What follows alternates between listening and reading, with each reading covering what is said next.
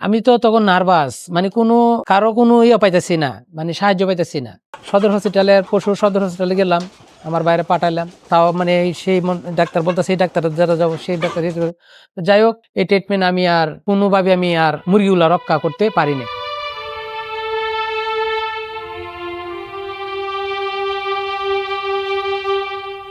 কি করব, পাশাপাশি একটা চাকরি করি, কি করব পরে ইউটিউবে দেখলাম যে টাইগার মুরগির দেখলাম, দেখার পরে টাইগার মুরগির পরে আবার আসছে ফার্ম, 1.5 বছর পর ডিম দেয়। চিন্তা করলাম যে যাই হোক আমি দেখি, চেষ্টা করি। তো মিস্ত্রি আনলে ঘর উঠাইলাম। তো যেহেতু আমার বাড়ি কিশোরগঞ্জ, আবার জেলা কিশোরগঞ্জ, ইউটিউব আবার আসছে কিশোরগঞ্জ হোসেনপুর, যোগাযোগ করলাম। পরে উনি বলতেছে দেশি ভাই কোনো সমস্যা নাই, আপনি মুরগি নিলে আপনি ভালো আমি ইয়ে দিবে। তনির বিশ্বাস আমি 606টা উঠাইছি। তনি বলতেছে যে 5টা ভ্যাকসিন দেওয়া কমপ্লিট, আর কোনো ভ্যাকসিন লাগবে না।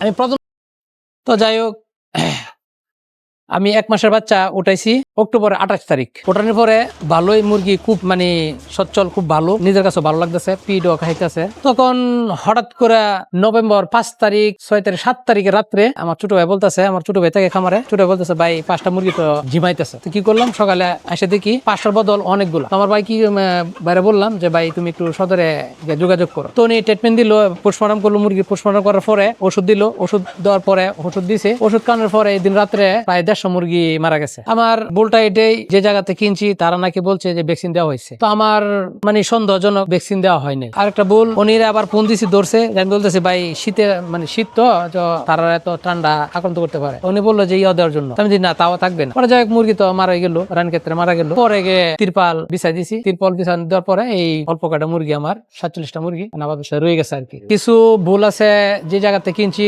সেই একটা ভুল। আর একটা ভুল, সদরে যাওয়ার পরে উনি পোস্টমর্টম দিছে, পোস্টমর্টম করার পরে উনি আবার ওষুধের ট্রিটমেন্ট দিল, দেওয়ার পর ওষুধ খাওয়াইছে, এই দিনই মানে ভুলের কারণে মারা গেছে অনেকগুলো। হ্যাঁ, অনেকগুলো মারা গেছে। আমার পুরা A to Z করতে 5 লাখ টাকার উপরে। আর মুরগি 606টা মুরগি কিনা হয়েছে 150 টাকা পিস করে। 606টার দাম আসছে, মানে 6টা ফ্রি দিছি, তো 606টার দাম রাখছে 82,000 টাকা।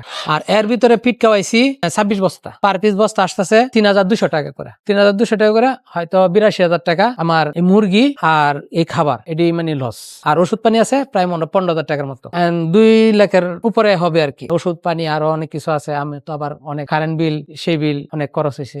আবার একজন লোক খাটে, তারও ইয়ে আছে। তো এই অনুযায়ী আমার 2-2.5 লাখ টাকার মতো ক্ষয়ক্ষতি হয়েছে। আমি ইউটিউব দেখে আবার রোশন সড়ক, গাজীপুর চৌরাস্তা রোশন সড়ক আফিফা ইনকিউবেটরে আমি ইউটিউবে দেখছি। দেখার পরে যেহেতু আমার কাছে আরো অনেক ইউটিউব দেখছি, উত্তর আছে, সেই জায়গা আছে, অনেক জায়গা আছে, যেহেতু আমার কাছে, তখন আমি আফিফা ইনকিউবেটরের ইয়েতে যোগাযোগ করছি। উনিরা আমার অনেক আশ্বাস দিছে। তো আশ্বাসে আমি চাইতাছি আমি আরো এগিয়ে যাওয়ার জন্য। যেহেতু আমি খরচ করছি, ঘর উঠাইছি, আর পিস দেওয়ার মতো আমি আর দেখি না। পিস দিলে আমার লস, ঘরের লস, কারেন্ট লস, বহুত কিছু লস। তো যেহেতু ব্যবসা করতে হলে ব্যবসা লস থাকেই, আবার ব্যবসা করতে হলে লাভ থাকবেই। তবে ভাইরা, আপনারা কেউ হঠাৎ করে বড় করে দিবেন না, ধীরে ধীরে দিবেন। যেমন আমি হঠাৎ করে বড় করে দিছি, আমি পড়ে গেছি, মানে আমি লসের পথে গেছি। আপনারা এভাবে না যায়, আপনারা অল্প থেকে শুরু করবেন, অল্প দিয়ে শুরু করার পরে আপনারা হয়তো ডিম যখন উৎপাদন হবে, ইনকিউবেটর কিনে আপনারা ডিম পোটায়া বাইরে বাচ্চা সেল দিতে পারবেন।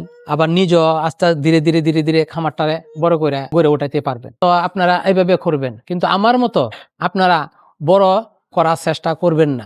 আর ইউটিউব দেখে, ঠিক আছে, আমি যেমন ইউটিউব দেখে গেছি, ঠিক আছে, কিন্তু ইউটিউবে অনেক লোক সত্যের পথে আছে, আবার অনেকে আবার মিথ্যার পথে আছে। লচের পথে জায়গায় আমি ধ্বংস হয়েছি, কিন্তু আমি আবার সফলতার জন্য আমি আবার চেষ্টা চালিয়ে যাব।